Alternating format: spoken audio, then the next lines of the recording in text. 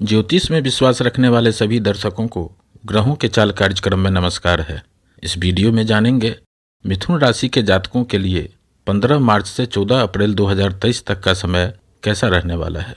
इस समय में अधिकांश ग्रह शुभ स्थिति में हैं और इनका प्लेसमेंट भी अच्छा है। ग्रहों का योगायोग कुछ इस तरह से बन रहे हैं, एक तरफ तो योगों का पिटारा खोल रहे हैं और दूसरी ओर अशुभ योग भी बना रहे हैं, जिससे कुछ लोगों को उम्मीद से ज़्यादा मिलने वाले हैं और कुछ लोगों को बनते हुए काम भी बिगड़ सकते हैं। यानी उठापटक की स्थिति बन रही है इस कालखंड में। कौन सा पक्ष मजबूत रहेगा, कहाँ हमें सावधानी रखनी चाहिए, इन सभी बातों का चर्चा इस वीडियो में करेंगे। यह गणना चंद्र राशि पर आधारित है, यानी जिन जातक के जन्म पत्रिका में चंद्रमा मिथुन राशि में स्थित है, जहाँ 3 लिखा है, उस जातक को मिथुन राशि का जातक कहा जाता है। आप इस वीडियो को लग्न से भी देख सकते हैं। मित्रों, ज्योतिष गणना के अनुसार 15 मार्च 2023 से 14 अप्रैल 2023 में ग्रहों के चाल इस तरह रहेंगे। कुछ ग्रह राशि परिवर्तन कर रहे हैं, कुछ ग्रह लंबे समय के बाद नक्षत्र परिवर्तन कर रहे हैं, और यह आपके लिए किस तरह के योग बना रहे हैं, किस तरह के परिणाम दे रहे हैं, इस वीडियो में इन्हीं विषयों पर चर्चा करेंगे। तो 15 मार्च से 13 अप्रैल 2023 में चंद्रमा के साथ साथ 4 और ग्रह स्थान परिवर्तन कर रहे हैं। ये हैं सूर्य, बुध, शुक्र और मंगल ग्रह। मित्रों, मिथुन राशि वालों के लिए सबसे अधिक शुभ फल देने वाले जो ग्रह हैं वह हैं बुध ग्रह, शुक्र ग्रह और शनि ग्रह। सर्वप्रथम बुध ग्रह की स्थिति को ही देखते हैं। तो मिथुन राशि वालों के लिए बुध ग्रह प्रथम भाव और चतुर्थ भाव के स्वामी होते हैं, यानी लग्नेश भी होते हैं और सुखेश भी होते हैं। और 16 मार्च से बुध ग्रह का गोचर मीन राशि में दशम भाव से हो रहा है। ब्रह्मांड में बुध ग्रह जब मीन राशि से गोचर करते हैं तो परिणाम नीच ग्रह का देते हैं, जिसको आम भाषा में बुध ग्रह मीन राशि में नीच के होते हैं ऐसा कहा जाता है। और मिथुन राशि वालों के लिए बुध ग्रह 2 केंद्र भाव के स्वामी होते हैं। लग्नेश और सुखेश दोनों अच्छे भाव के स्वामी होते हैं। वैदिक ज्योतिष में लग्नेश और सुखेश बुध ग्रह का नीच अवस्था में गोचर को अच्छा नहीं कहा गया है, यानी प्रथम दृष्टि में बुध ग्रह का यह गोचर अच्छा नहीं है, लेकिन परिणाम इसके उल्टे आएंगे, क्योंकि यहाँ मीन राशि के स्वामित्व रखने वाले बृहस्पति ग्रह मीन राशि से ही गोचर कर रहे हैं और बुध के साथ योग बनाकर बुध ग्रह का नीच को भंग करेंगे और बुध ग्रह का नीच भंग राजयोग का निर्माण करेंगे। नीच भंग राजयोग बहुत प्रभावी राजयोग में से एक है, क्योंकि इसमें परिणाम बहुत कम समय में फलित होता है और जो भी मिलेगा प्रचुर मात्रा में मिलेगा। यहाँ जो भी से मतलब है कि बुध ग्रह इस समय में दशम भाव और चतुर्थ भाव को एक्टिव कर रहे हैं, क्योंकि बुध ग्रह दशम भाव से गोचर कर रहे हैं और इनकी दृष्टि चौथे भाव पर है। मिथुन राशि वालों के लिए चौथा भाव कन्या राशि होता है, जहाँ 6 लिखा है। इस भाव का स्वामित्व भी बुध ग्रह के पास ही है और यहाँ बुध ग्रह उच्च के होते हैं, यानी यहाँ बुध ग्रह की उच्च दृष्टि रहेगी। इसलिए इस समय में बुध ग्रह मिथुन राशि वालों के लिए दशम भाव और चतुर्थ भाव से मिलने वाले सभी कारकत्वों में वृद्धि करेंगे, यानी कैरियर में वृद्धि करेंगे और सुख में वृद्धि करेंगे। जबरदस्त परिणाम देने वाले हैं यहाँ बुध ग्रह।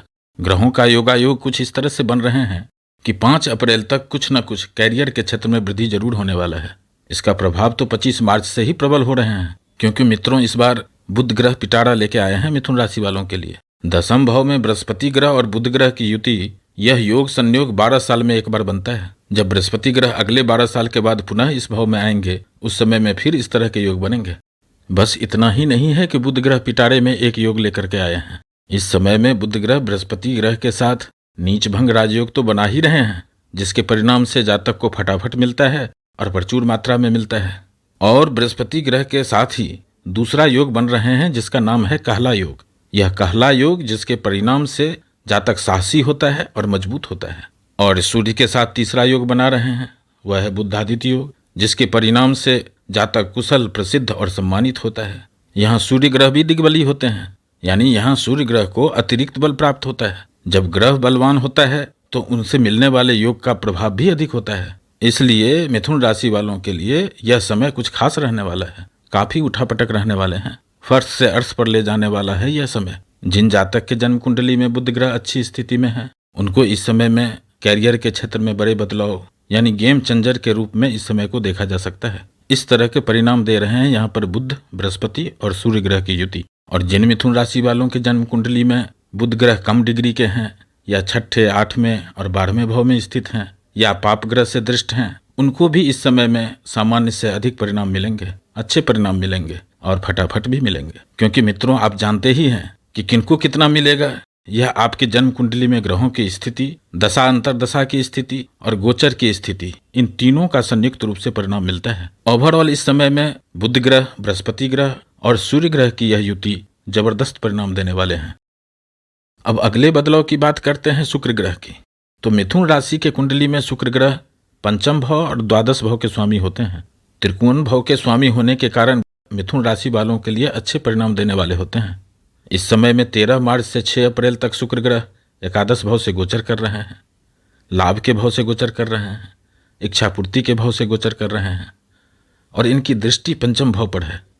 यह भी अद्भुत संयोग है कि इस कालखंड में मिथुन राशि में सुफल देने वाले शुक्र ग्रह लाभ भाव से गोचर कर रहे हैं और अपने ही घर पंचम भाव पर दृष्टि है।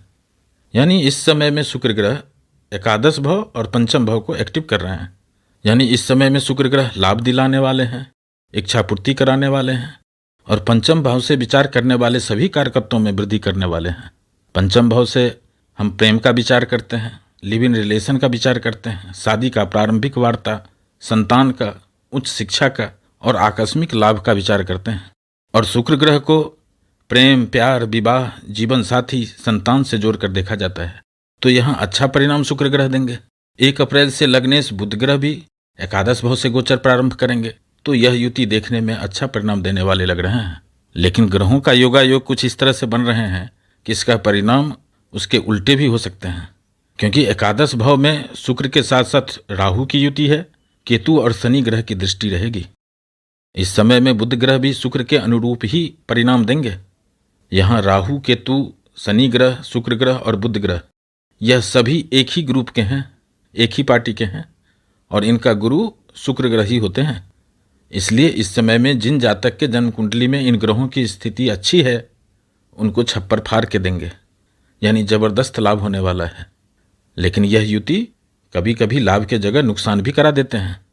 धोखा होना, चोरी हो जाना, बात बनते बनते बिगड़ जाना, लॉस हो जाना, इस तरह के प्रभाव दे देते हैं कभी कभी राहु, केतु और शनि की युति।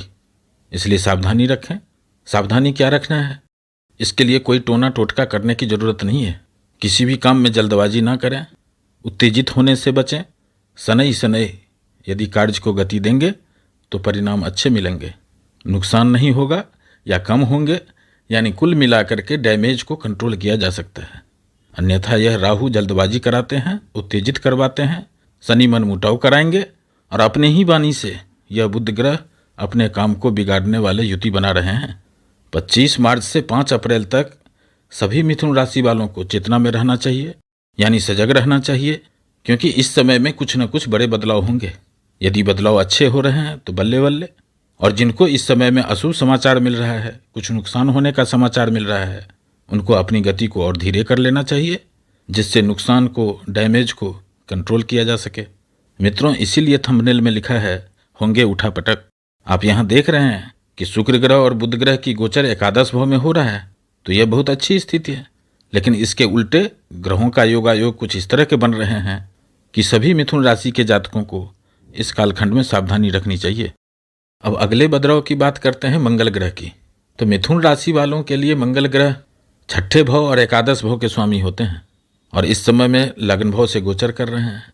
वैदिक ज्योतिष में मिथुन राशि वालों के लिए मंगल ग्रह लग्न भाव में अच्छे परिणाम देने वाले नहीं होते हैं। इसके कई कारण हैं, लेकिन उसमें से मुख्य कारण यह है कि मंगल ग्रह और बुध ग्रह आपस में शत्रु के रूप में परिणाम देते हैं। यानी मिथुन राशि वालों के लिए मंगल ग्रह का लग्न भाव से गोचर को शुभ नहीं कहा गया है।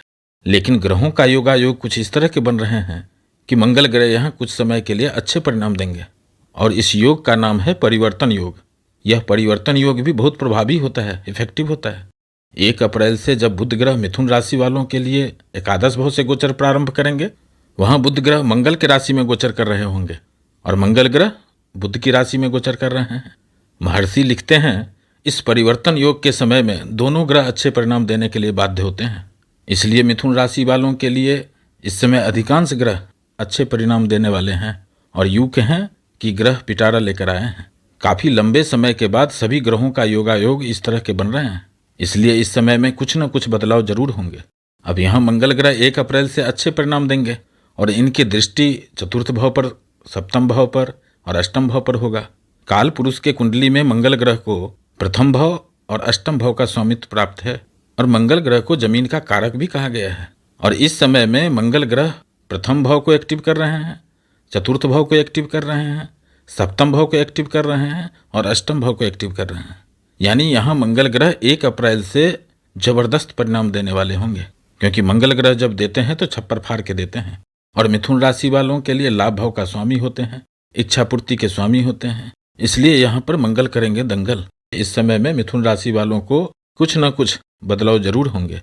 अब अगले बदलाव की बात करते हैं बृहस्पति ग्रह की। तो मिथुन राशि वालों के लिए बृहस्पति ग्रह सप्तम भाव और दसम भाव के स्वामी होते हैं। बृहस्पति ग्रह अप्रैल 2022 से ही दसम भाव में मीन राशि से गोचर कर रहे हैं। यहाँ बृहस्पति ग्रह का गोचर शुभ स्थिति में है, लेकिन नवग्रह का योगायोग कुछ इस तरह से था कि बृहस्पति ग्रह शनि के पाप प्रभाव से पीड़ित थे, क्योंकि बृहस्पति ग्रह का गोचर शनि के नक्षत्र में हो रहा था। लेकिन अब बृहस्पति ग्रह बुध के रेवती नक्षत्र से गोचर कर रहे हैं और अभी 16 मार्च से बुध ग्रह भी बृहस्पति के साथ मीन राशि में ही गोचर करेंगे। अब बृहस्पति ग्रह का अंशबल भी युवा अवस्था का है, यानी यहाँ बृहस्पति ग्रह हंस महायोग का 100% परिणाम देंगे। यह एक अच्छी स्थिति है। कैरियर के भाव में बृहस्पति ग्रह का यह बदलाव कार्यस्थल पर, व्यापार में, रुतबा में वृद्धि करने वाले होंगे और इस समय में जमा धन में भी कुछ वृद्धि होंगे, बैंक बैलेंस में भी वृद्धि होंगे, साथ ही साथ मन आनंदित रहेगा। इस तरह के परिणाम दे रहे हैं यहाँ पर बृहस्पति ग्रह। अब आगे बढ़ते हैं और शनि ग्रह की बात करते हैं। तो मिथुन राशि वालों को अभी यह बताने की आवश्यकता नहीं है कि शनि ग्रह किस तरह के परिणाम देते हैं। और ढैया खत्म होने के बाद शनि ग्रह के पास अंश बल नहीं था, यानी कम डिग्री के थे, और कुछ ही समय के बाद शनि ग्रह अस्त अवस्था में हो गए, इसीलिए परिणाम में कोई बदलाव नहीं मिल रहा था। लेकिन अब शनि ग्रह उदय अवस्था में है, अब शनि ग्रह का अंश बल भी युवावस्था में है और 14 मार्च से शनि ग्रह मंगल के नक्षत्र से निकलकर राहु के सतविसा नक्षत्र में प्रवेश कर रहे हैं। शनि ग्रह को एक नक्षत्र में लगभग 1 साल का समय लगता है। अब पूरे साल 2023 में शनि ग्रह इसी नक्षत्र में रहेंगे और यह बदलाव का प्रभाव भी 20 मार्च से 5 अप्रैल के बीच में ही आपको दिखने लगेंगे। अब मिथुन राशि वालों को भाग्य का साथ मिलेगा, कम परिश्रम में ही अधिक सफलता मिलेंगे, शारीरिक रूप से आप मजबूत रहेंगे। यदि किसी प्रकार के गुप्त रोग से आप जूझ रहे थे, अब उससे छुटकारा मिलेगा। लेकिन आकस्मिक लाभ, एकाएक लाभ में अभी कमी कर रहे हैं शनि ग्रह, तो अधिक लाभ के पीछे ना जाएं, नहीं तो कभी कभी नुकसान भी हो सकते हैं। इस तरह के प्रभाव दे रहे हैं यहाँ पर शनि ग्रह। ओवरऑल 15 मार्च से 14 अप्रैल तक का समय मिथुन राशि वालों के लिए काफ़ी उलटफेर के रहने वाले हैं, लेकिन ज़बरदस्त रहने वाले हैं।